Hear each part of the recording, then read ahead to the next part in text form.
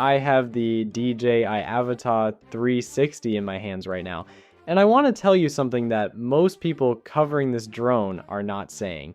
Not because it is bad, it is genuinely impressive in ways I will keep covering on this channel over the coming weeks, but because the thing that makes the Avata 360 revolutionary and is also the exact same thing that might make it sit on your shelf collecting dust after 3 flights. And I would rather tell you that now, while you are still deciding, than have you figure it out after spending $479 or more.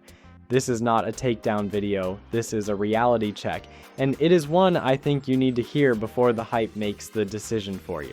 Let me start with why everyone is excited, and I mean genuinely excited, including me.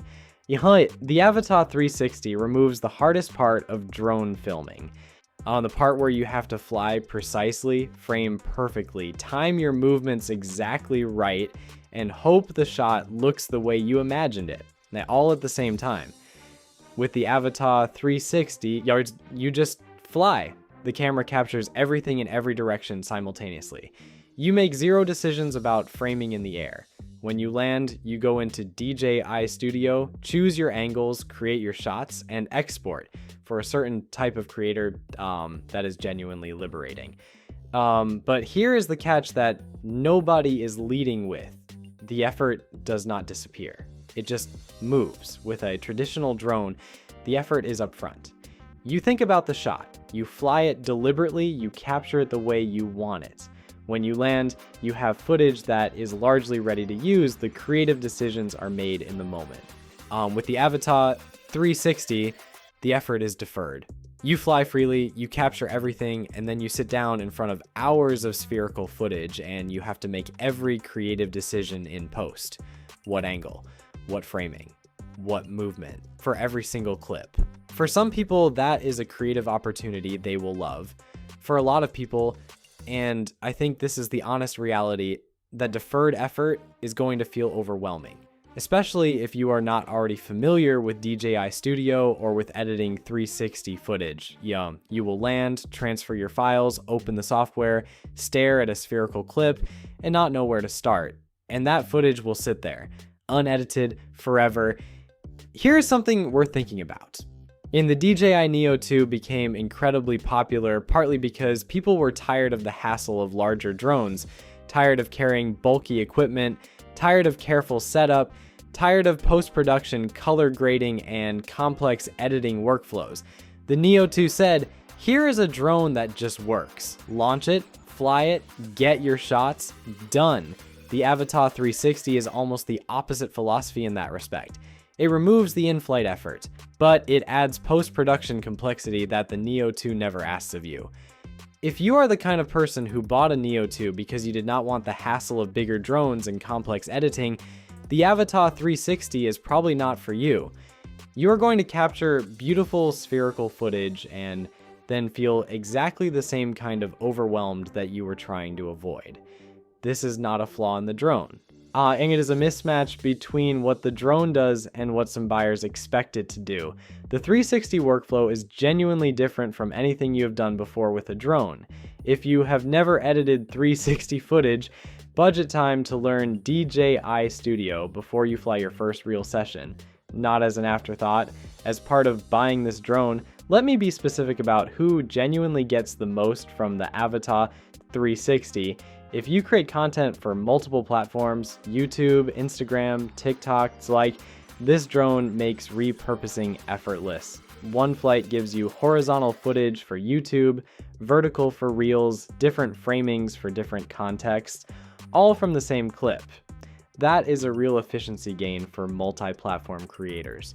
Again, if you enjoyed the editing process and find post-production creative rather than burdensome, the 360 system gives you creative freedom that no traditional drone can match. You make the shot in the edit. For people who love that, this is genuinely exciting. If you are newer to drones and the in-flight pressure of getting framing and timing right feels like too much, the Avata 360 removes that pressure completely.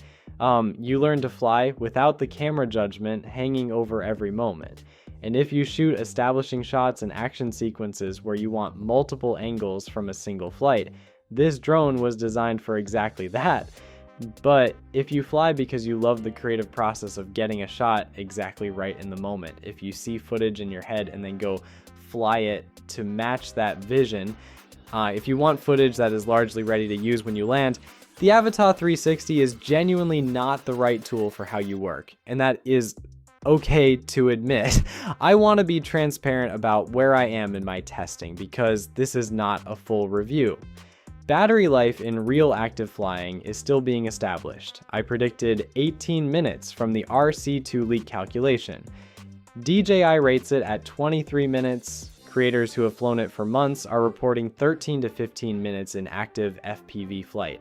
My real numbers from real flights are coming in a dedicated video, not estimates, not other people's data, mine. Single lens mode. How the footage actually compares to the Avata 2 in standard cinematic flying needs more time.